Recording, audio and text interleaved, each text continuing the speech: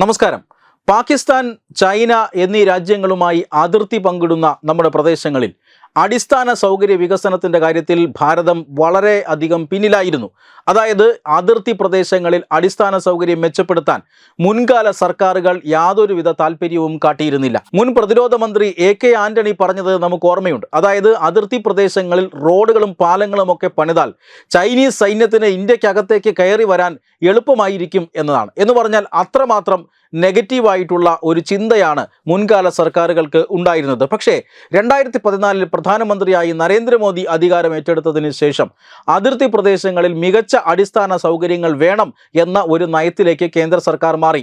അതായത് ഈ പാകിസ്ഥാനും ചൈനയും, പാകിസ്ഥാൻ ഒരു ഭാഗത്ത് നിൽക്കട്ടെ, പക്ഷേ ചൈന വളരെ ദ്രുതഗതിയിൽ തന്നെ അവരുടെ അതിർത്തി മേഖലകളിൽ വലിയ രീതിയിൽ മരാമത്ത് പണികൾ ചെയ്യുന്നുണ്ട്. വലിയ രീതിയിൽ അവർ അടിസ്ഥാന സൗകര്യങ്ങൾ വികസിപ്പിക്കുന്നുണ്ട്.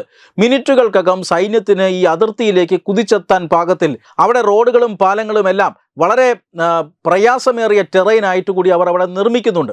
പക്ഷേ സമാനമായ രീതിയിൽ ഇന്ത്യയുടെ അടിസ്ഥാന സൗകര്യങ്ങൾ വികസിക്കുന്നില്ല. 2014 ശേഷം കേന്ദ്ര സർക്കാരിൻ്റെ തീരുമാനം അതുപോലെ ഇന്ത്യയും അതിർത്തിയിൽ ഇങ്ങനെയുള്ള സൗകര്യങ്ങൾ വർദ്ധിപ്പിക്കണമെന്നാണ്.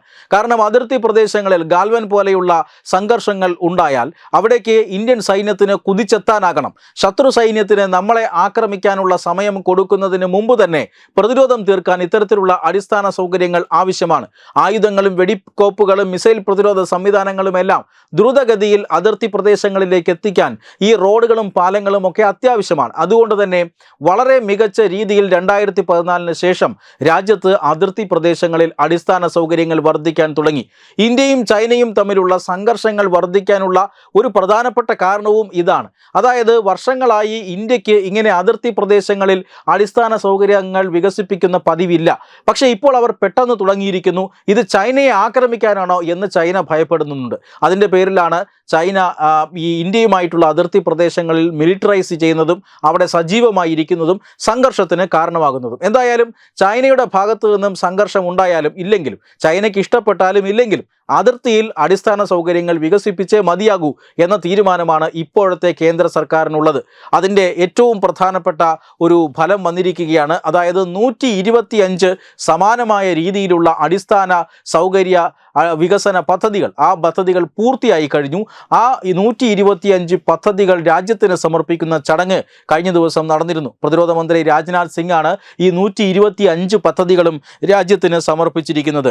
ലഡാക്ക്, ജമ്മു കശ്മീർ, അരുണാചൽ പ്രദേശ്, സിക്കിം, ഹിമാചൽ പ്രദേശ്, ഉത്തരാഖണ്ഡ്, രാജസ്ഥാൻ, ബംഗാൾ, മിസോറാം എന്നിങ്ങനെയുള്ള സംസ്ഥാനങ്ങളിലെല്ലാം അതിർത്തി പ്രദേശങ്ങളിൽ ഈ അടിസ്ഥാന സൗകര്യ പദ്ധതികൾ വിന്യസിച്ചിട്ടുണ്ട്.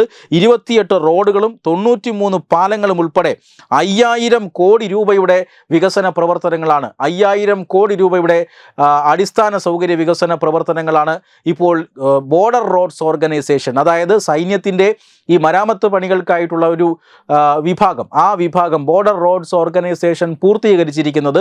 അത് ഈ ബോർഡർ റോഡ്സ് ഓർഗനൈസേഷൻ്റെ ചരിത്രത്തിൽ തന്നെ ആദ്യമായിട്ടാണ് ഇത്രയും എണ്ണം പദ്ധതികൾ അല്ലെങ്കിൽ ഇത്രയും കോടി രൂപയുടെ പദ്ധതികൾ ഒരുമിച്ച് ഉദ്ഘാടനം ചെയ്യുന്നത്. 125 പദ്ധതികൾ, 5000 കോടി രൂപയുടെ 125 അടിസ്ഥാന സൗകര്യ വികസന പദ്ധതികളാണ് അതിർത്തി പ്രദേശങ്ങളിൽ സൈന്യം പൂർത്തിയാക്കി ഇപ്പോൾ രാജ്യത്തിന് സമർപ്പിച്ചിരിക്കുന്നത്. Web desk Tatwamayi news.